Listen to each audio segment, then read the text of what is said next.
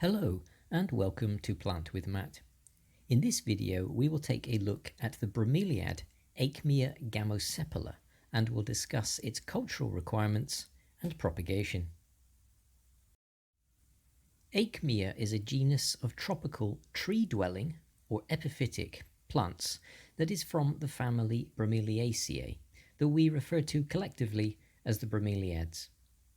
Most species from the genus occur in the warm forests of Central and South America, and Aechmea gamosepala is native to southern Brazil. The growth habit forms a cone shape, and the apple-green strap-like leaves are tough and waxy.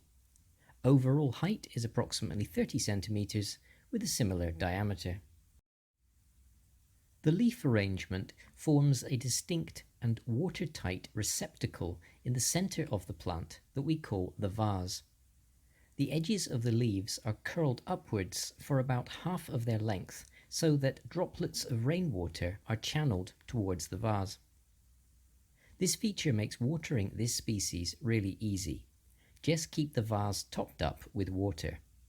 Rainwater is preferred if available, but tap water is fine if rainwater is not available. Some excess water will drain out into the compost so that conventional watering by applying water to the surface of the compost is not necessary. The waxy, tubular flowers appear in an elongated cluster on a wiry, upright stem, and they have an unusual appearance. One of the common names for this species is Matchstick Bromeliad, and that is certainly a good description, as the flowers certainly do resemble pink and purple matches. The flowers can last for many weeks, and even 4 to 6 weeks if grown in cooler conditions.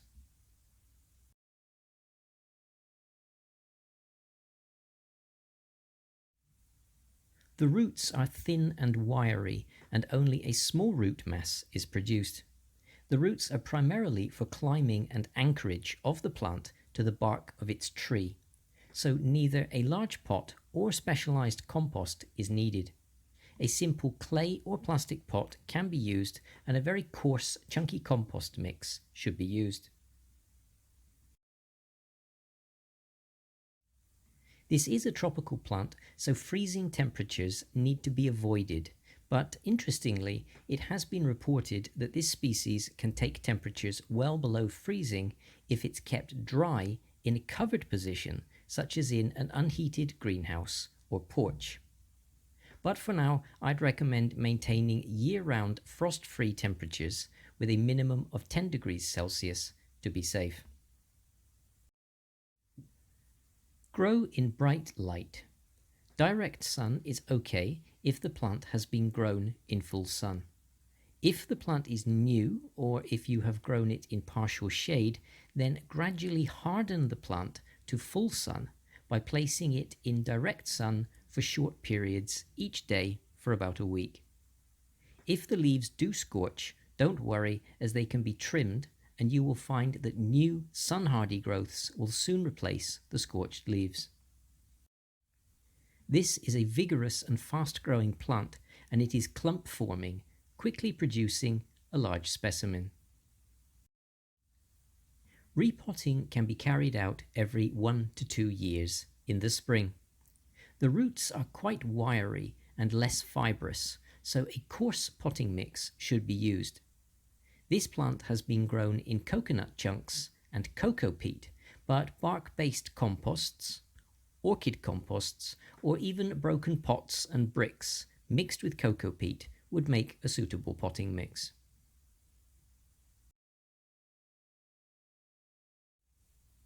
This species does not have any particular problems with pests, but the leaf tips do often become dry and discolored, and this can be caused by low humidity or excess fertilizer. So use gravel trays, group with other plants, or mist regularly in summer to maintain humidity, and fertilize lightly. I'd suggest giving fertilizer twice a month in the summer months with a liquid fertilizer, and mix the fertilizer to half strength. As mentioned, these plants are epiphytes, so they naturally attach to trees in nature. If you wish, you can grow these plants on wooden mounts and branches, and this is a very natural and attractive way to grow and display them.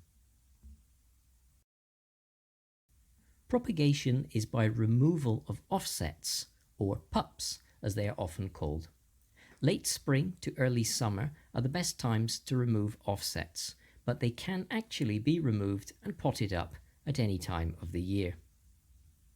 Allow the offsets to reach a size of at least 10 centimeters before you remove them. Take the plant out of its pot and remove the potting material so that you can get down to the base of the plant where the offset attaches to the mother plant. The offset is attached by a relatively thick and very tough rhizome.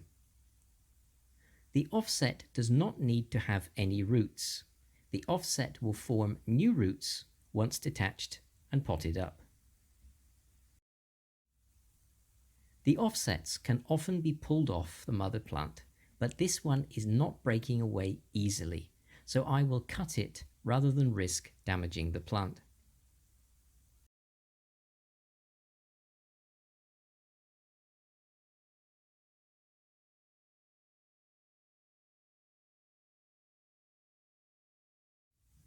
Even with cutters, this is taking a lot of force.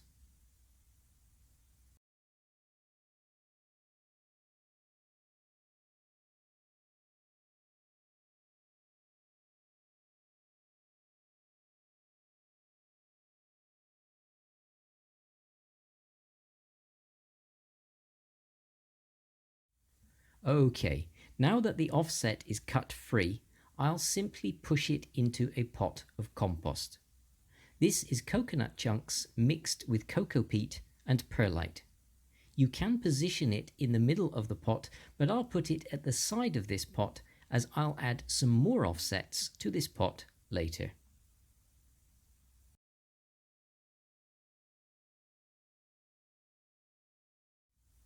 Water well, remembering to get water into the central vase, but note that most offsets will not have yet grown fully formed vases, so you should also water the compost in the conventional manner. Then place in bright but indirect light for rooting and growing on. After removing the offset, I repotted the mother plant, and in just a few weeks a new crop of offsets has developed. I could remove these later once they have grown to at least 10 centimeters, or I can leave them to form a nice sized clump. The growth is fast, so it will only take one season for these offsets to mature and reach flowering size. If you like the Matchstick Bromeliad but are not so impressed with its plain green coloration when it's not flowering, then how about the variegated form? The variegated form is well worth looking out for. It's just as easy to grow as the normal form, but has the added bonus of more attractive leaves with green centers and creamy white edges. Thanks for watching. I hope you found this video useful. If you enjoyed this video, please like and subscribe. Thanks again, and I look forward to bringing you the next video soon.